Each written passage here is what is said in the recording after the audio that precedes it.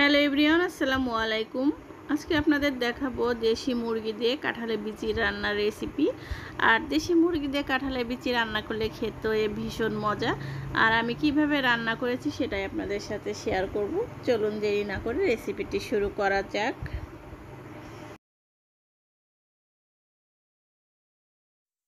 প্রথমে এখানে আমি একটি কড়াই বসিয়ে দিয়েছি। এরপরে পরিমাণ মতো পেঁয়াজ আর কাঁচামরিচ দিয়ে দিচ্ছি।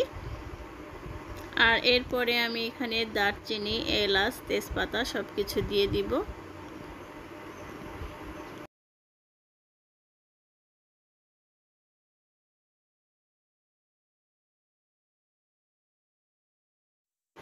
পেঁয়াজটা আমি একটু হালকা করে ভেজে নিচ্ছি। হালকা করে একটু ভেজে নিলে একটু নরম হবে, সেজন্য আমি আগে একটু ভেজে নিব।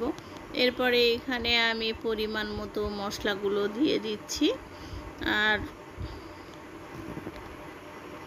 প্রথমে হাফ চামচ হলুদের গুঁড়া, পরিমাণ মতো লবণ, হাফ চামচ ধনিয়া গুঁড়া আর হাফ চামচ শুকনো মরিচ দিয়ে দিচ্ছি। দিয়ে এখন আমি মশলাগুলো ভালো করে একটু কষিয়ে নেব।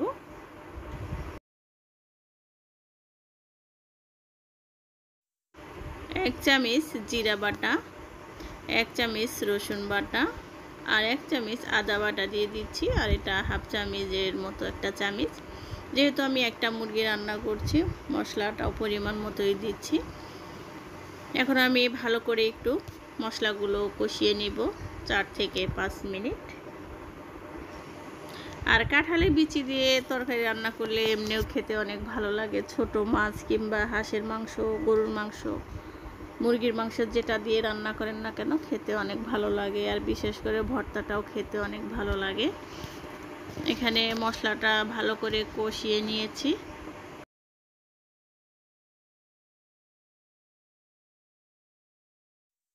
এখন আমি মুরগিটা দিয়ে দিচ্ছি। মুরগিটা আগে থেকে ধুয়ে পরিষ্কার করে রেখেছিলাম। আর এটা দেশি, একদম দেশি মুরগি।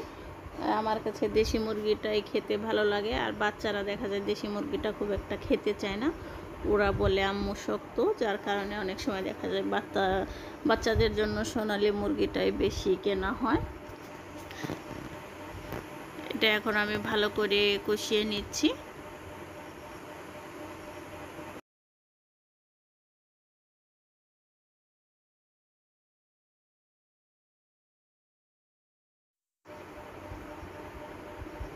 এটা ভালো করে কষিয়ে নেওয়ার পরে এরপরে আমি আগে থেকেই কাঁঠালের বিচিগুলো ছিলে রেখে দিয়েছিলাম।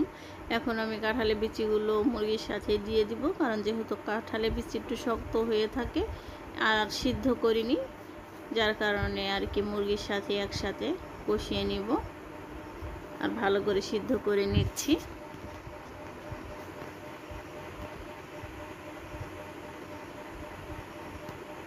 কাঁঠালের বিচি দিয়ে এখন আমি ঢাকনা দিয়ে ঢেকে দিচ্ছি 5 থেকে 7 মিনিটের জন্য।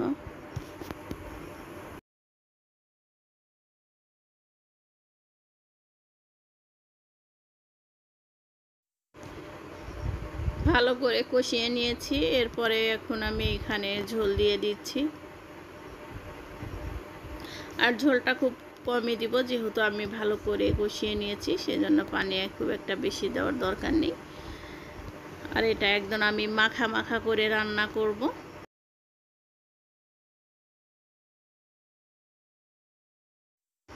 এখানে তরকারিটা বলক উঠেছে, আর এখানে তো আমি কোনো ঝোল রাখবো না, যার কারণে একবারে শুকিয়ে নিচ্ছি আর শুকানো পর্যন্ত অপেক্ষা করব। এখানে আমি তরকারিটা নামিয়ে নিয়েছি। আর তরকারি কালারটা অনেক সুন্দর হয়েছে। এখন আমি একটা বাটিতে পরিবেশন করে নিচ্ছি। এখানে একটা বাটিতে আমি সম্পূর্ণ মুরগিটা ঢেলে নিয়েছি। আর কালারটা অনেক সুন্দর হয়েছে, খেতেও ভীষণ মজা হয়েছিল। আর দেশি মুরগিতে এমনিতেও খেতে ভালো লাগে।